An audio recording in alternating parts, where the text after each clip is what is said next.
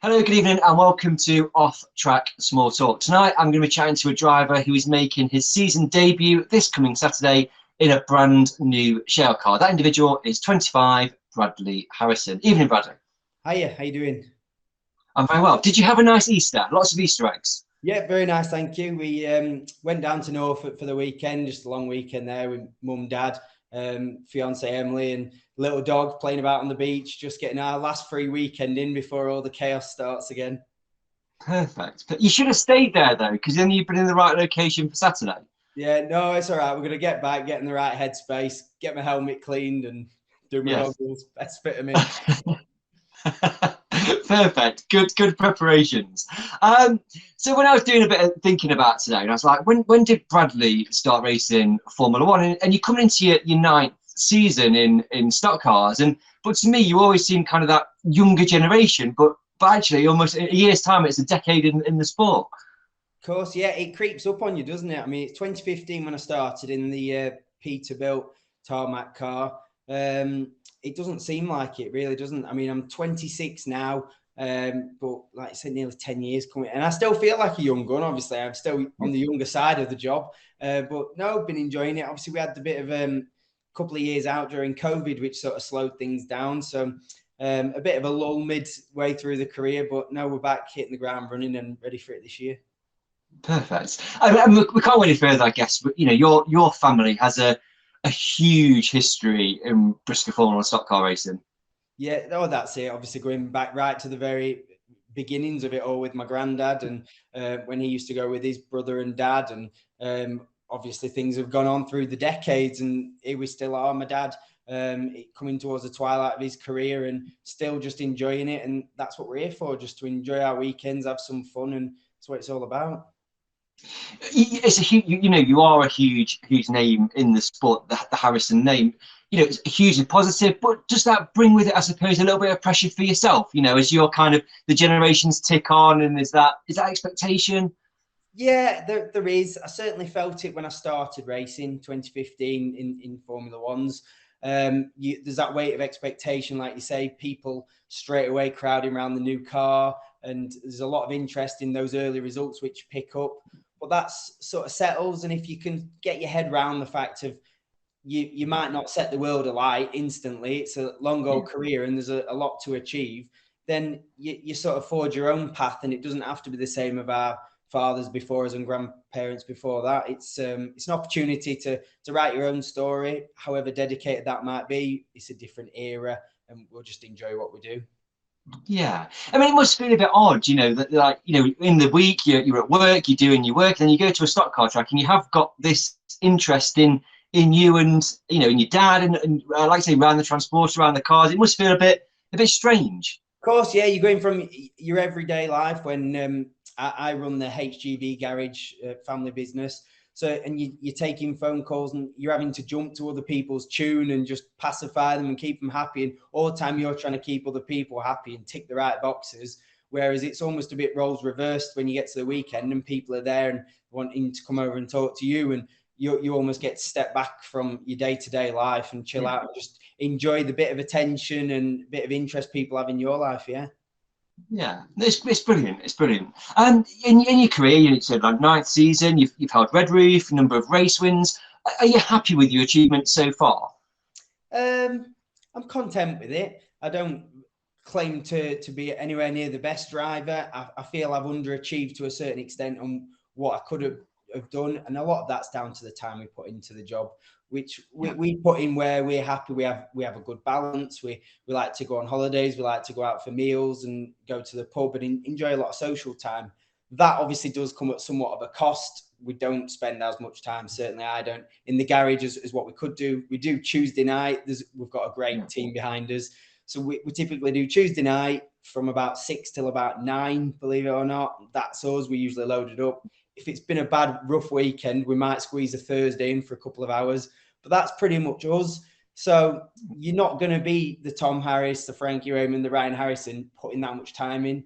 If you come to accept that, then your few race wins here and there and picking up a final, and you never know, you might scoop a championship. That's more than enough. So we're pushing a bit harder this year with the new car on the way, and see if we can put a bit more commitment in.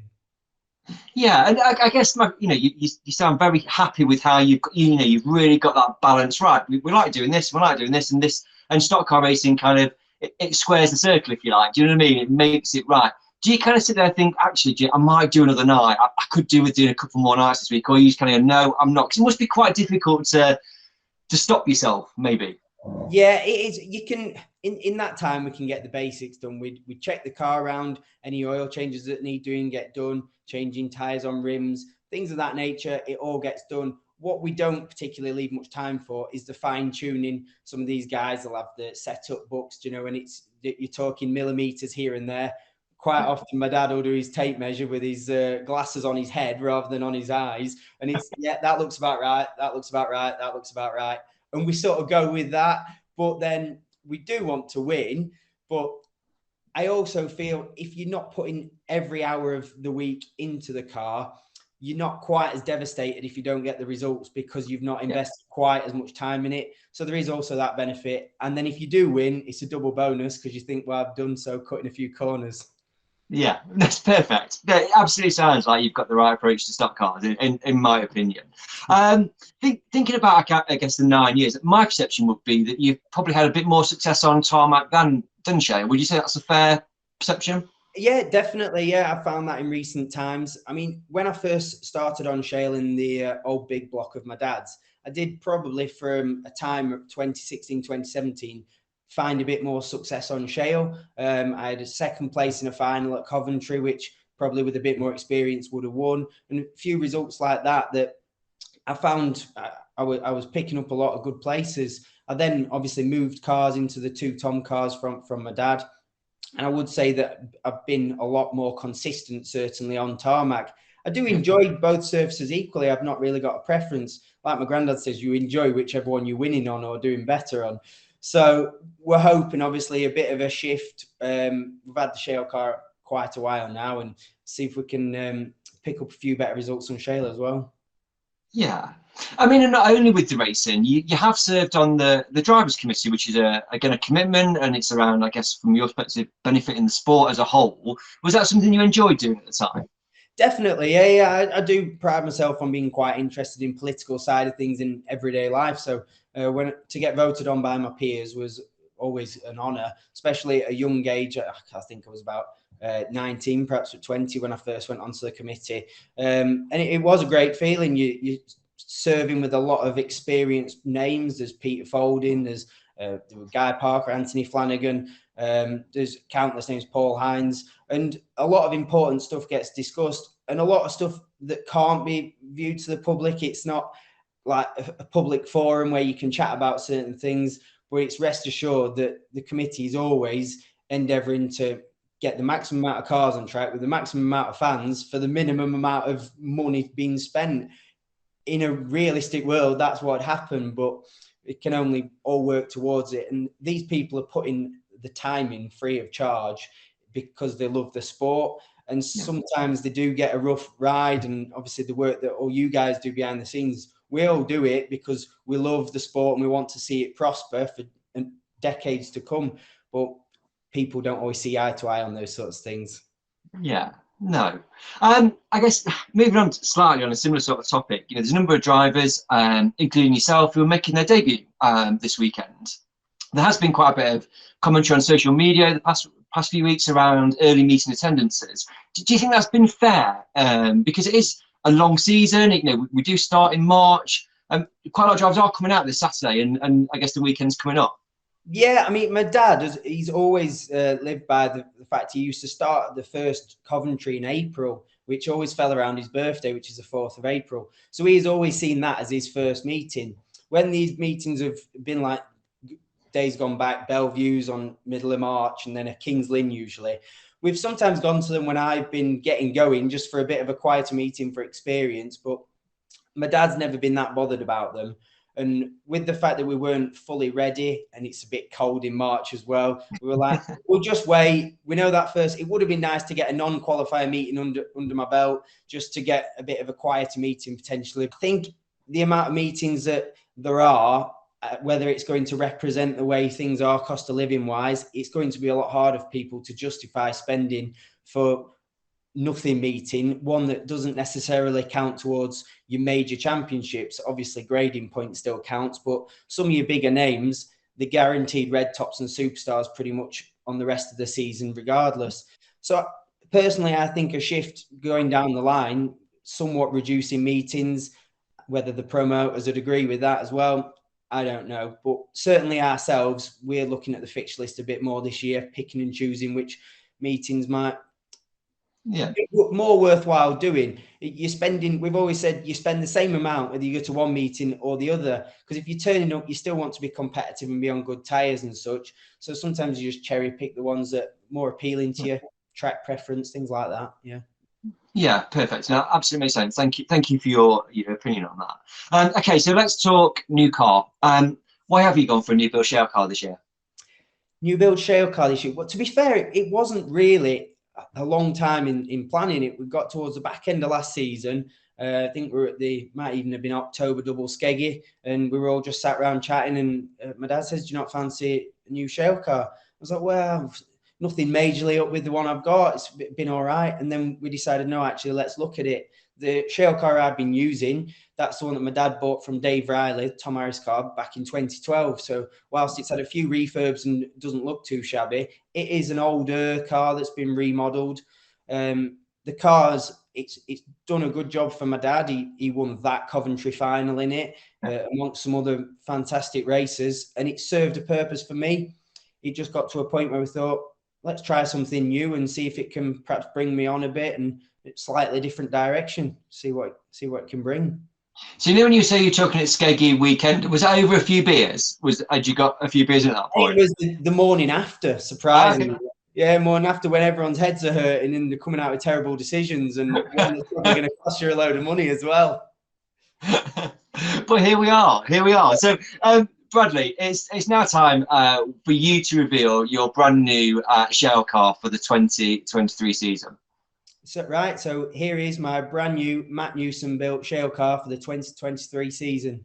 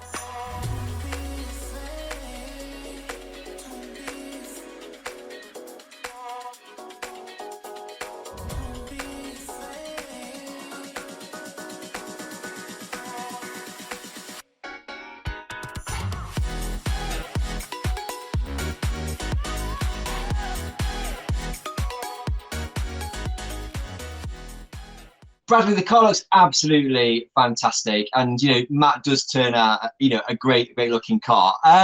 What plans are you setting yourself for this year? Then are you setting yourself any targets at all? Yeah, thank you. Yeah, it does look brilliant. We put a lot of thought into the design, just making it look modern and exciting. And another thing, my granddad's always got to be able to see it on track, which is a key thing. the targets for this year, it's have fun first and foremost, but also try and push on a little bit. Try and, whilst we might not be doing the meetings, pull my average up a bit, see if we can get back to being a red top. Championship wise, there's some big meetings on shale. We've got the Europeans going to be at Mildenhall, so that's going to be a different format at a different track. And then working towards the world final at Northampton on shale as well. We thought it's a good year to go for it. Let's do it. Let's try and get some good laps in early on in the season and see if we can make some headway. Yeah. So you said around the car. So Matt's obviously building quite a lot of stock cars for people these days. Did you have much input into it, or is it Matt kind of goes, right, I know what I'm doing, leave me to it, or are you like, right, no, Matt, I want you to do this and this? Yeah, it's quite literally just a production line build from Matt. So it's just the same as the Dan Brook car, which you've covered already. Some of the other just his cars that he has built. It's nothing. Only thing we've really done is moves the gear stick to the right hand side and a few little personal driver tweaks here and there, seat position and such. Other than that, it's the exact same as Dan Brooks, and it gives us a good basis to work from, because obviously Matt knows these cars inside out, back to front. So any sort of issues I'm having or things that don't feel right, sort of grip, stagger, he knows that car. It's his blueprint, and we can try and work together from there to get towards the front of the grid. Yeah, a number of people I've spoken to that have had cars built by car builders, they've kind of gone, do you know what, I'm buying a car, but I'm also buying the experience that comes with it from the guy that's built it, whether that be Ryan, Frank, Lee. You've got somebody at the end of a phone or a stock car meeting, you can go, look, this is not quite right. So you've kind of got that as well, haven't you? Of course, you're buying into a lot of it as well, as down to their personal driving style. Everyone drives the cars different, and I think somewhat Tom's a fantastic driver, the one of the best drivers that we've got out there at the moment. But the reason that we slightly moved away from that, my driving style isn't quite as aggressive as Tom's in the way that he takes the corners on shale. You've got to be not just 100% committed, you've got to be 110% committed to every corner. Whereas Matt's driving style is a bit more like my dad's. He'll just not go too sideways, and then he squares it up halfway through the race. And that's more the sort of route we want to go down. Probably a bit safer driving, but over 20 laps, 16 laps, probably might put me a bit further up the grid. So yeah, like we say, see how we go from there.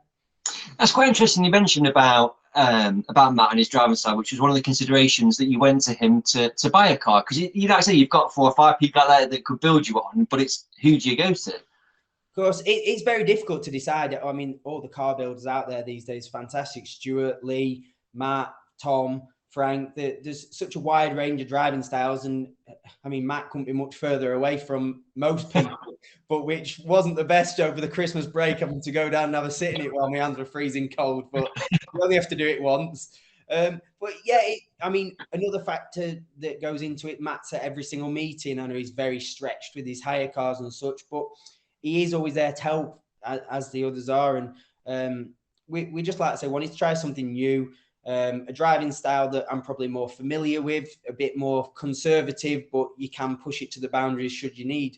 And Matt's got a wide variety of drivers that have driven cars for him, from Mark Sargent. So Matt's jumped in Mark Sargent's car, and it's as good as his own. He nearly won a British in Mark Sargent's car. So the pace is there to be found. I've just got to try and find it now. That's all. Yeah, good. You mentioned the World Final. You have been in one World Final to date. Northampton, a huge investment going on at that track. It's looking like it's going to be a great event this year. Yeah, no, 2. I sneaked in a second one from the consolation semi. Yeah. No, it's all right. It looks fantastic what Dean's doing with Northampton. It's reassuring and refreshing for a promoter to be shoveling that sort of investment into a track. I mean, going back to brick with a lot of things and just building it from the ground up. I just hope he gets the support. I hope he gets the track right. And I'm sure it will pay dividends, because when you open that Dutch market as well as the British market, there's no reason there can't be a record-breaking attendance of cars, and certainly a very strong attendance of fans over a 3-day weekend. We're really excited for it, Yeah, it's good. It's brilliant. It's good. Before I let you go, Bradley, we can't go without mentioning your dad.